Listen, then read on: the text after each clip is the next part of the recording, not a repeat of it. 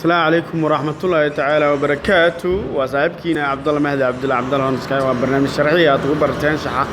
شرحات عشرة ساينس اند تكنولوجي waxaan idin sharxi doonaa hadii ay bidme qaabkee la iskaga xaniba muuqaalada Facebook-ga ka socda mar walba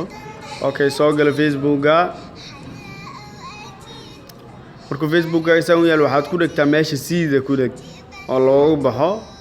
kadib waxaad doorataa setting-ka kadibna waxaad tagtaa auto play kadibna never ka dhig kadibna mar walba muuqaalka adoon amar siinin ma ku shaqeynayo lacagtana way ku badbaadaysaa qaab kala jirto ayadana oo ah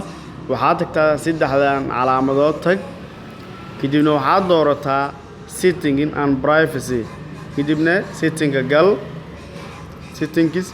kadibna waxa meeshan ka aadaa meel ay ku qoran tahay media and controls media and contacts meesha ku qoran tahay tag kadibna waxaad tagtaa auto play kadibna never auto play videos ka dhig waana ku mahadsantiin la socodkiina la jaanqaadkiina waa haddii aad ka heshay muuqaalkan fadlan subscribe saar like saar la wadaag asxaabtaada waxaan idinka tagay sida ay amaanaas ma dhaafno